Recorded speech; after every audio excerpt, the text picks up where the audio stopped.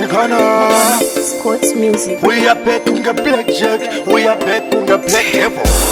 Vanova kita ungesara chefu, kuita kungwa kamutsara chefu. We are back on the blackjack. Mandishaya nanzamanga muchindiswaka with me tata danga ndina postkaga mapichiso nemawaka spopa champagne nemalaka kuyapanekalata. Mandishaya nanzamanga muchindiswaka with me tata danga ndina postkaga mapichiso nemawaka spopa champagne nemalaka.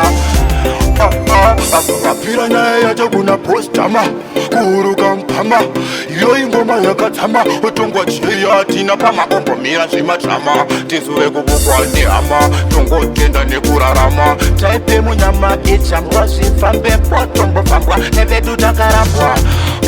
Mandishaya nangamanga muchindiswaga unetaka ndanga ndina postkaga mapichiso nemawaka chipropa champagne nemalaka kuyapanengalata urova.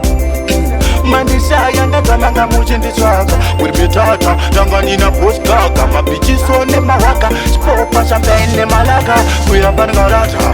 Ndikare pavachituko vachititamba kunge snuko vasingazive ndiri king kwetephuko pumpkin kuko embabva maluko ndanyeka ndafuko 6 joka toka Mr. Pokroka bullet kunge ndiri shoka hamuna kunge mari utsa mangotisimusa muchendishongoroza vamwe vachitokororoza mudziva ringwe naudati nyusa palendi redu tine makusa kutambia makusa vakanga vatichuza saka muchiona pana patorusa timure makusa kana ukaribvunza vanopatisa kumhanya kwenda nematusa kuswera makuwa chitorova chikuwe kusimbisa mhepo kuita kunge kuwe kwafiwa vasuwe varoye vanumwe vakachena vatumwe uroye vachitoona uwe tobva tazvirarira pungwe havana musonga vasungwe sungano vaita isungwe tokwira pasi kwenda kuchipinge ndopandoti mwari munzire mundinge itai ndishinge vasandipinge asi ndiwapinde ini ndosemuranginde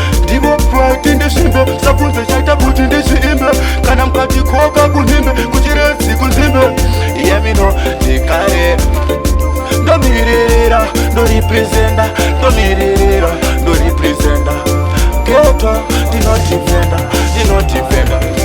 tanga takasara pati taenda tanga takasara kapati tapinda taibva panze pati tapinda tazobvika kana angu machinda ndikati ndobika vese vanosapota weya bek ndinobika vese vanosapota weya bek ndinobika nyangwe kamapromo